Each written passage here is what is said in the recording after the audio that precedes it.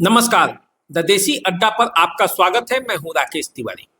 देखिए, बिहार विधानसभा चुनाव में भले ही 1 साल की देरी है, लेकिन दोनों गठबंधन जो बिहार के मुख्य गठबंधन हैं, दोनों गठबंधन चुनाव को लेकर अपनी अपनी तैयारियों में जुट गए और इसी को लेकर सीट शेयरिंग का फॉर्मूला भी दोनों गठबंधनों में तय किया जा रहा है।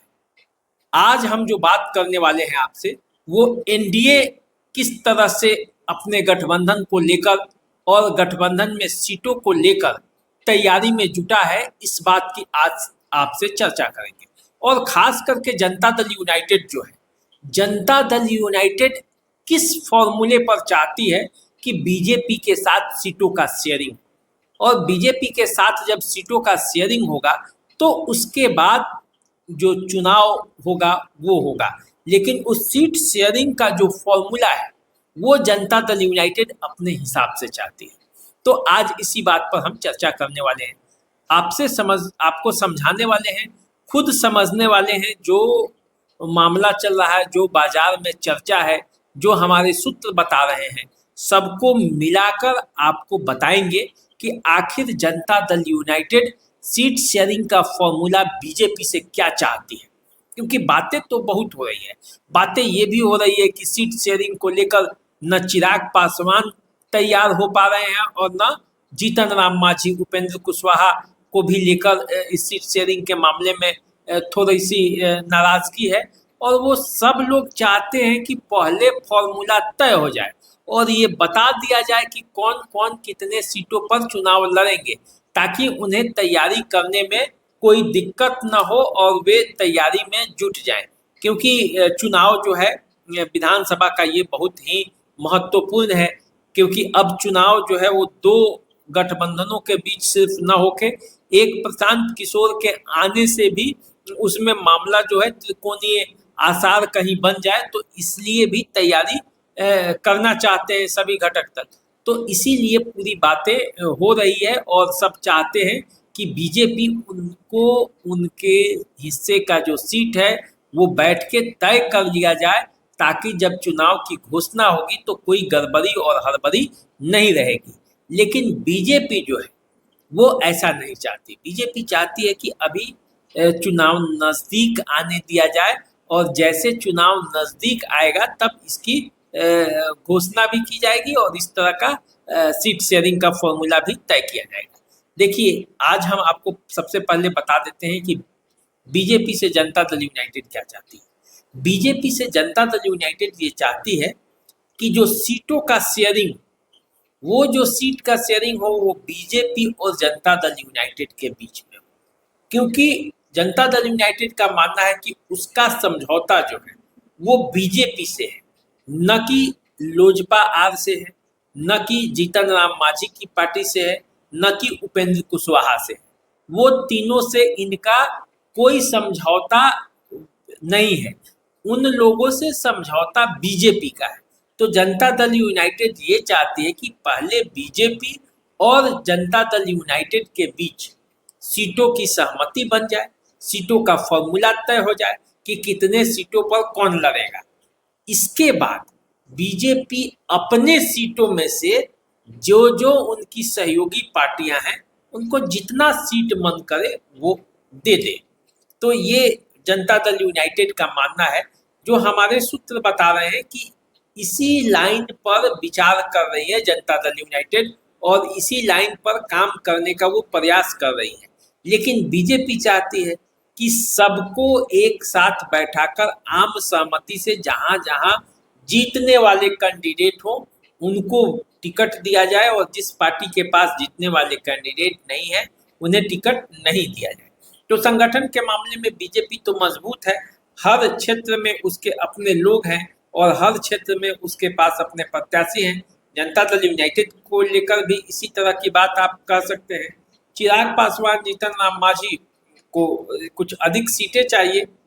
जीतन राम मांझी चाह रहे हैं कि लगभग 28 सीटों पर उनको दावेदारी मिल जाए। चिराग पासवान भी 40 से अधिक सीटों को लेकर दावेदारी कर रहे हैं, लेकिन इतनी सीटें सबको मिलेगी नहीं। उपेंद्र कुशवाहा की भी अपनी दावेदारी है, लेकिन कुल मिलाकर जो है मामला वो इतने सीट मिलते हुए दिख नहीं रहा है।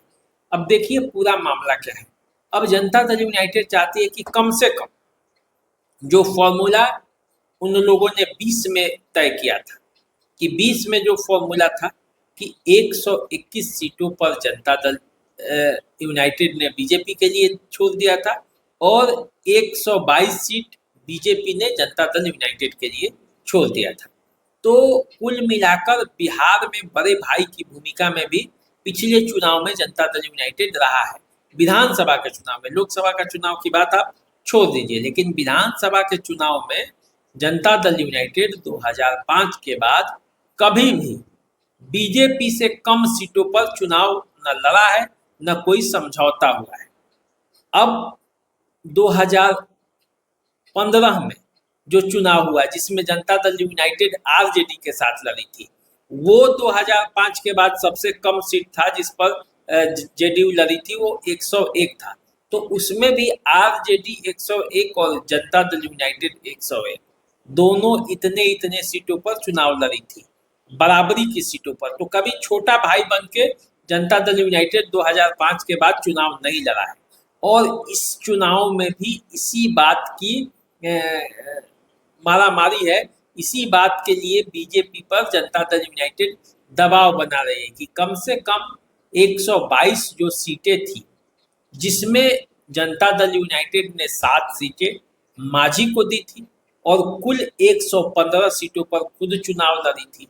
बीजेपी 121 सीटें बीजेपी को मिली थी, 11 सीटें बीजेपी ने मुकेश सहनी को दे दिया और 110 सीटों पर खुद चुनाव लड़े।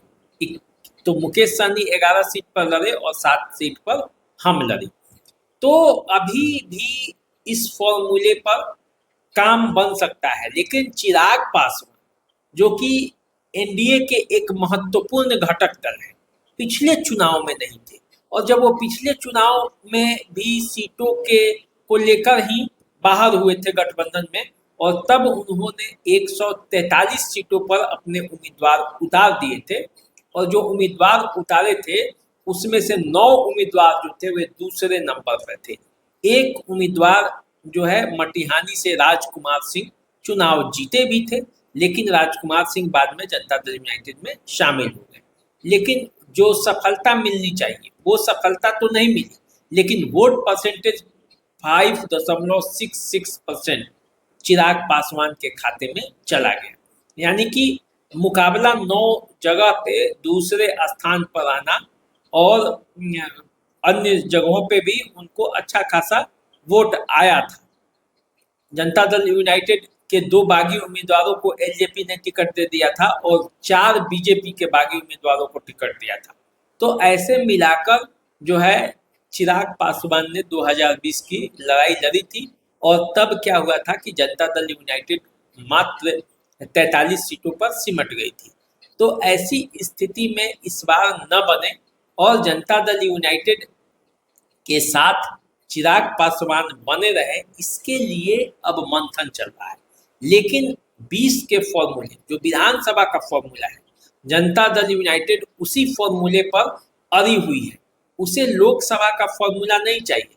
लोकसभा में 17 सीटों पर बीजेपी लड़ी थी और 16 सीटों पर जनता दल यूनाइटेड, 12 सीटों पर जनता दल यूनाइटेड ने जीता था और लगभग 12 सीटों पर बीजेपी भी चुनाव जीती थी।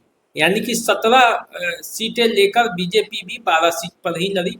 परसेंटेज जो था वो जनता दल यूनाइटेड का जो विधानसभा क्षेत्र में है, क्षेत्र वाइज जो बढ़ोतरी है वो जनता दल यूनाइटेड का ज़्यादा था। लगभग 67 सीटों पर या 74 सीटों पर जनता दल यूनाइटेड की जीत बढ़त बनाई थी। तो ये देखना होगा। लेकिन एनडीए के घटक दल जितने थे उसमें सबसे अधिक सीटों पर जनता दल यूनाइटेड ने बढ़त बनाई थी, दूसरे नंबर पर बीजेपी थी।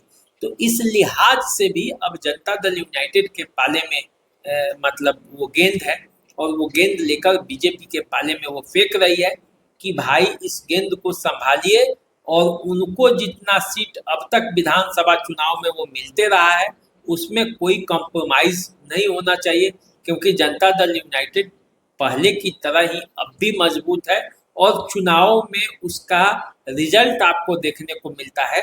ऐसे चाहे लोग जो कहें, विपक्षी चाहे जो हवा उठाए, लेकिन रिजल्ट जो है वो जनता दल यूनाइटेड सामने लाकर दिखाती है। और इसलिए 2020 का चुनाव न समझा जाए कि उसमें 43 सीटें आई थी। वो कैसे आई थी, जनता दल यूनाइटेड ये भी बीजेपी को स्पष्ट कर चुकी है, बताती रही है, आरोप भी लगाती रही है। इसलिए वो चाहती है कि हर परिस्थिति में इस बार जो है जनता दल यूनाइटेड बिहार में बड़ी भाई की भूमिका में चुनाव लड़ेगा और इसीलिए वो ये सीट शेयरिंग का फॉर्मूला भी सुझा रही है कि कम से कम 20 वाला फॉर्मूला तो लागू किया जाए। और 20 वाला फॉर्मूला लागू नहीं होता है यदि चिराग पासवान को भी समाहित करना है। वैसी भी परिस्थिति में जनता दल यूनाइटेड किसी भी हालत में बीजेपी से अधिक सीटों पर चुनाव लड़ना चाहती है। केंद्र में भले ही वो थोड़ी छूट एनडीए सरकार को दे देगी, लेकिन बिहार में छूट देने की स्थिति में वो नहीं है और न वो चाहती है कि किसी भी हालत में बीजेपी को छूट दिया जाए। तो यही पूरा मामला है। सीट शेयरिंग का फॉर्मूला अभी इसी बात पर आगे बढ़ रहा है। अब क्या होगा, परिस्थितियां कैसे बदलेगी और आने वाले समय में कौन सा दल क्या निर्णय लेते हैं, ये तो आने वाले समय में पता चलेगा। लेकिन पहले जो फर्स्ट राउंड है जिसके आधार पर पार्टियां अपनी अपनी बातों को रखने के लिए तैयारी कर रही हैं कि इस मुद्दे को इस तरह से रखा जाएगा, उसमें यही बातें छनकर सामने आई है कि जनता दल यूनाइटेड हर हाल में बीजेपी से ये फॉर्मूला चाहती है कि पहले जनता दल यूनाइटेड और बीजेपी अपनी अपनी सीटें बांट ले और उसके बाद बीजेपी अपने सीट कोटे से अपने जो गठबंधन के साथी दल हैं उनको दे और जनता दल यू जिसे अपने पाले में लेकर आएगी उसे अपने हिसाब से वो देख लेगी। तो यही पूरा मामला है। आप हमारे साथ बने रहिए, हम आपको इसी तरह की और खबर भी बताते रहेंगे, खबर दिखाते रहेंगे।